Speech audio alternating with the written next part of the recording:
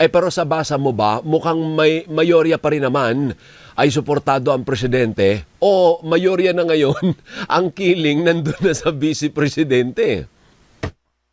Kung titignan naman po natin ngayon, no, yung sa House leadership, masasabi naman po natin yung mayorya na ang kiling po ay nasa presidente pa rin. Dahil ang ating pong speaker ay kasama po dito sa Solid North at ang ating pong majority floor leader ay si Congressman Sandro. So kung makikita po natin, nasa presidente pa rin. But at the end of the day, makikita rin ninyo na marami din na mga miyembro ngayon ang very vocal. Ay, naano lang ako ba? Masaya lang ako dito sa interview nitong si 3rd District Congressman sa Manila, itong si Joel Chua na nag-iba na ang kaniyang pananalita dito kay VP Sara sa impeachment. Yun yung nauna ha. Ito na nga sinasabi ko na itong lahat ito ay magbabago talaga. Kaya ngayon pa lang, itong mga congressman na ngayon, itong mga congressman ngayon, pakiramdaman na. Kapag ito si VP Sara, ganun pa rin ang kanyang status sa kanyang mga survey na sobrang taas. Ito nga congressman na to na kumakalaban dati kay VP Sara, mukhang dadapo ulit dito kay VP Sara. Takot na sila ngayon sa impeachment. Ayaw nila ituloy na to. Ito yung video ni Joel Chua. I-play ko mamaya. Umpisahan ninyo hanggang sa dulo. Di ba matawa kayo at makaramdam din kayo matawa kayo sa kanya at makaramdam kayo dito sa kanya na mukhang babaliktad na to, babalingbing ulit ito.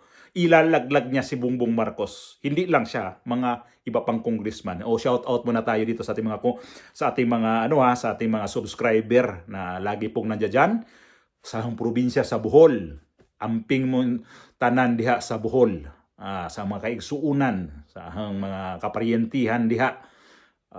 Labi na sa mga basta sa buong Pilipinas na rin shout out sa inyo sa ating mga taga-suporta ho diyan. Nandyan po lagi sa ating YouTube channel, sa ating mga nakakilala ko po dito sa ating YouTube channel. Maraming salamat po sa inyong suporta at tiwala.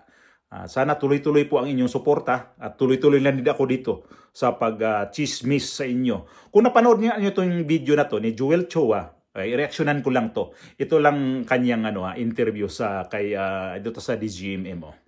Tagal natin din nakausap to. Congressman Joel Chua ng 3 Distrito ng Maynila, chairman po ng House Committee on Good Government and Public Accountability. Yan po ang pinaka-blue ribbon ng Kamara. Magandang umaga sa inyo, Kong. Good morning! Hi, good morning, Alvin, at sa lahat ng iyong mga taga-subaybay. Ang tagal mong hindi nagpakita sa amin, Congressman, Hello? Ang tagal mong hindi nagpakita sa amin ni Kako. Nakabakasyon ba si tayo? Oo nga pero do you expect the reinitiation of impeachment complaints versus the Vice President also, Congressman? Yan ba nakikinikinita mo rin? Ini-expect mo rin? Sa ngayon, siyempre hindi ko pa po masasabi dahil kung tutusin, meron pa po tayong pending na MR sa Korte Supreme Suprema. Court. Opo, dahil dito po parang yung, kasi kung maaalala po ninyo, 2 klase ang mode ng impeachment. Yung una-una po, yung idadaan pa sa committee, at yung isa naman po, yung tinatawag nating express lane, yung idadaan na po sa plenaryo via 1/3 vote. Yung pong sa 1/3 vote kasi medyo ngayon, kung pagbabasihan natin yung Supreme Court decision, parang napakahirap na dumaan. Kaya siguro kung sakasakali itong mangyayaring ito, ay dadaan ito sa Committee on Justice. At dito siguro, titignan natin kung ano uli yung mga magiging grounds na isasampa. Pero kung kayo ang tatanungin, sa palagay po ba ninyo ay may impeach ulit ang Vice President? Remember, technically, na-impeach po siya ng Kamara kaya lang, nakakuha siya ng relief sa Supreme Court. Pero bago siya nakakuha ng relief, she was already impeached, hindi ho ba? Kung ang yan po natin yung sustansya o yung substance ng impeachment. Nakikita naman po natin, ito ay hinir po ng committee, ng ating committee ng good government, at nakikita naman po natin yung substansya nando doon. Nga lang po, dinaan po tayo sa technicality. So, kaya ito po medyo, kung ako po tatanungin ninyo, another battle po na i-hurdle po natin. At siyempre, kailangan, let us be realistic. Lahat ng mga congressman ngayon ay nakatingin na rin sa 2028. So, with that, hindi na po, tsaka pangalawa, iba na rin po yung komposisyon ng House ngayon. Kaya with that, titignan natin, it's going to be a tough challenge. Talaga? So, pati yan, kung nakikita din ninyo na kung sakasakali man na magkaroon ng impeachment laban sa Vice Presidente, it is not going to be as smooth sailing as the one filed last year. Kasi po, iba na po yung komposisyon ng House ngayon. Kami po dito mga makikita po natin, iba-iba ang pananaw. Plus, siyempre, let us all admit, politika po to. 2028 na po, national election na po yan. So marami na rin po ang nakatingin dyan. Pero sa basa mo ba, mukhang may mayorya pa rin naman ay suportado ang presidente, o mayorya na ngayon ang kiling nandun na sa vice presidente? Kung titignan naman po natin ngayon, no, yung sa House leadership, masasabi naman po natin yung mayorya na ang kiling po ay nasa presidente pa rin. Dahil ang ating pong speaker ay kasama po dito sa Solid North, at ang ating pong majority floor leader ay si Congressman Sandro. So kung makikita po natin, nasa presidente pa rin. But at the end of the day, makikita rin ninyo na marami din na mga miyembro ngayon ang very vocal at bumabatikos. So dito makikita na rin po natin na dito talaga kumbaga yung decolor at saka yung kumbaga sa damit yung decolor at saka yung mga puti, maghihiwa-hiwalay na po ngayon. Kumbaga magkakaalaman tayo this year kung anong kulay mo. Tama po. Naku po, exciting times ahead. Sa mga political observers, this year is going to be very exciting sa larangan ng politika sa Pilipinas, Congressman. Kasi yung magiging resulta po, yung magiging boto po ngayon, tingin ko magiging magiging basihan ng pagkiling kung kanino sila sa 2028. Nasaan banda ka? Sa ngayon po kasi tayo po ay nandito muna, nagtatrabaho muna tayo. Dahil siyempre marami pa po tayong mga... Last year po was a very tough election on my part. Kaya nga po tayo ay medyo nagpahinga muna dahil dumaan tayo sa butas ng karayom nung nakaraang election. Talaga namang very stressful. So, sa ngayon, medyo relax pa muna tayo. Trabaho muna tayo. Sayaan natin. Pero papa-interview ko ulit sa amin pag malapit-lapit na, ha? Thank you, Kong. Mabuhay ka. Sige po. Ang dami niya mga sinasabi doon na mukhang tagilid na nga itong impeachment ni BP Sara. Hindi ito matuloy. Hindi ito matutuloy talaga. Tapos anong sabi niya? Iba na ang component ngayon sa House of Representatives. Nag-iba talagang component. Dati si Martin Romualdez ang inyong speaker. Ngayon, si Buji din na isa rin tong mahinang nilalang din to si Buji di. Iba talagang component ngayon. Kasi ang mga congressman noon, dinadaan ninyo sa brasuhan, dinadaan nyo sa pagkuha ng mga insertion ho yung binabayad sa inyo para i-impeach itong si Vice Presidente noon. Di ba? Nagmamadali kayo i-impeach, dinaanin nyo sa sa 1/3 ang boto para parang i-direct na sa House of Representatives, sa Senado. Ginawa ninyo, sabi mo na hinanapan kayo ng technical. Technical talaga kayo. Ayun na nga. Ngayon, isa pa to na hindi talaga sila makausa dito sa impeachment ni BP Sara kasi itong Supreme Court, hindi pa naglabas kung ano talaga ang kanilang standing doon sa impeachment na yon. Although naglabas itong Supreme Court ng mga ruling na bago dito sa impeachment kung mayroon mang i-impeach na opisyal sa gobyerno. Yung impeachable ba?